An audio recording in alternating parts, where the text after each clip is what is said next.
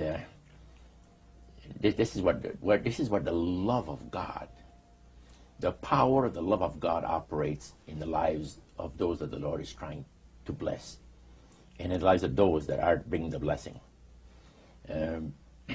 Now, this did not take place. First of all, we kept on studying. We had 4 Bible studies that evening. And when it came to 9 o'clock, we had Daniel 2 over with. I said, what's the next Bible study? And she said, well, the one that we're going to have, will you come on the weekend? Could you come on the weekend? I said, yeah. I said, I can come on the weekend. What is the title of it? She gave me the title. I said, man, that's interesting. It's only 9 o'clock. Let's have it now. So Cyril looks at her, you know, with very surprised look on his face. And Cynthia, she looked at him. And I said, what's going on between the two of you? It's like you have a conspiracy that says that we're not going to study the Bible with this guy more than, you know, than an hour or two. But she said, let me be honest with you.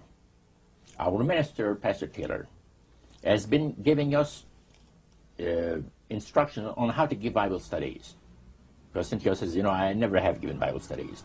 And we really wanted to know how to give Bible studies to people that ask us the reason of the hope that is in us. And he's told us exactly how to do it. You have 1 Bible study per week. If the people are exceedingly interested, you could have 1 in the middle of the week, the other one. But never more than that. And she says, we've already passed our quota. So the reason, Roger, for their hesitancy was not the fact that you were blowing smoke in their face. Oh, no. No, it was because they were trying to follow the instructions that their pastor had given, and you were asking them to break all those rules. That's right.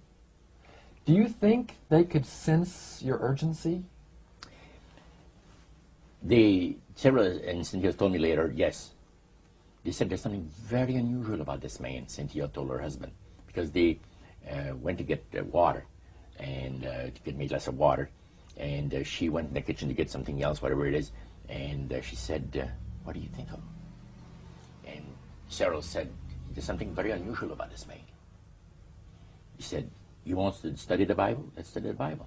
We won't tell about Elder Taylor. Let's not say a word to Elder Taylor. You know, we're going to ruin the whole thing. You're going to keep it a secret. Because the minister had said, you know, you give people a spiritual indigestion, and they'll never want to open the Bible again.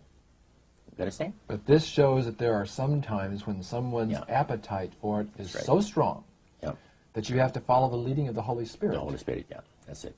And they had prayed about this thing. Now, Cyril had told his wife, this man is coming for Bible study at 7 o'clock tonight for a Bible study. And he smokes. He's a smoke fiend. What are we going to do? Should we tell him not to smoke in our home? He said, if we do that, I'm afraid he's not going to stay for the Bible study.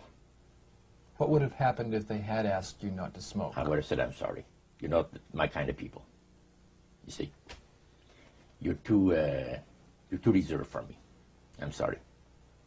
And still to this day, I thank God for the leading of the Holy Spirit that at that crucial time moved in there and inspired these people to say, you know, wouldn't you die, Cyril, for us to save a soul for Christ? Cynthia said to her husband.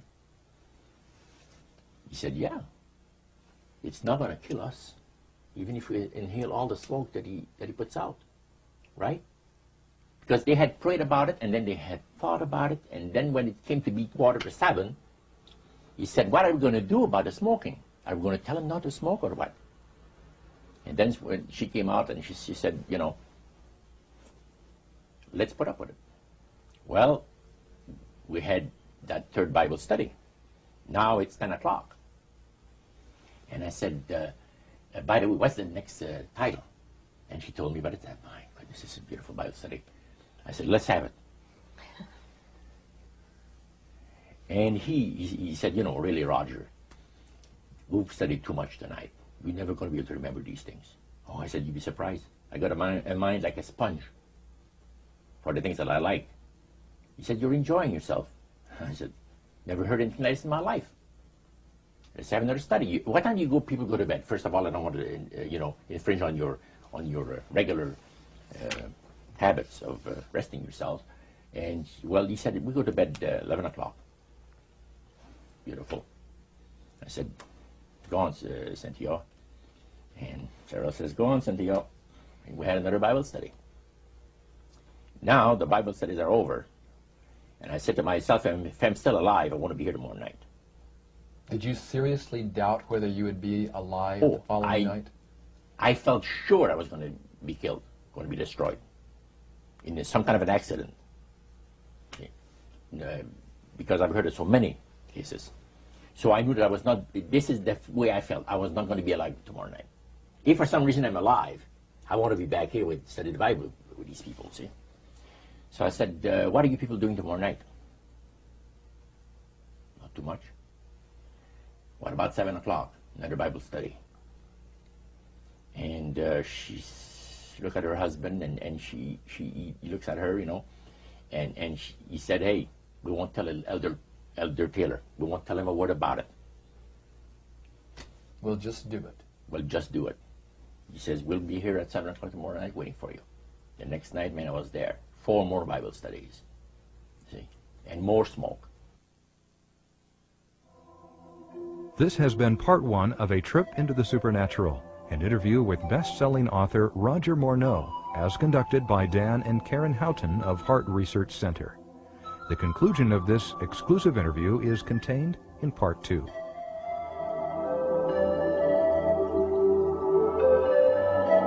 Footsteps walking down his hall. He lived at the end of a long hall, and his door was the only door down that hall. And the footsteps would stop at his door. Then a rap would come to the door. And at midnight, we heard the footsteps coming down the hall. I said, Roger, put your hand on the doorknob and get ready to pull it open. And so with all the bravado that I could muster with a gun, I waited for the rap on the door, and there it came. Heart Research Center presents Part 2 of A Trip into the Supernatural with best-selling author Roger Morneau. In Part 1 of this exclusive interview, Roger Morneau told about his experiences with Satanism as a young man.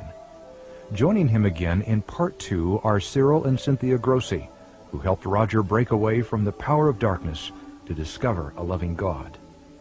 Conducting this interview are Dan and Karen Houghton of Heart Research Center.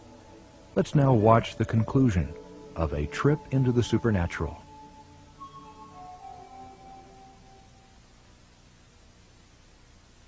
We continued to give him Bible studies with the smoke and all. And we got down to the Bible study where health, died in health. And Body temple. Body temple. And he was fascinated with that. And so we finally told him that, I think there's a text that when men turn away from God, they turn to the bitter weed. Bitter herb. Or herb or something. So we like the bitter herb to tobacco and so on. He was fascinated with it. And he says, well, why didn't you tell me that you didn't smoke? I think what really got him was the, when he read, know ye not that your body is a temple of God, and if any man defile the temple of God, him will God destroy. And so he asked me, what do you mean by that? So my reply was, well, let's take the church. We all respect the church. Would you take a cigarette into the church and smoke it? He said, of course not. Then I said, would you take alcohol into the church and drink it? He said, no, that would be silly. And so by making those comparisons, finally I said, your body is the church. Your body is the temple. He said, then my smoking? I said, right. He said, why didn't you tell me this on the first night? I said, if I had told you this on the first night, you wouldn't come the second night.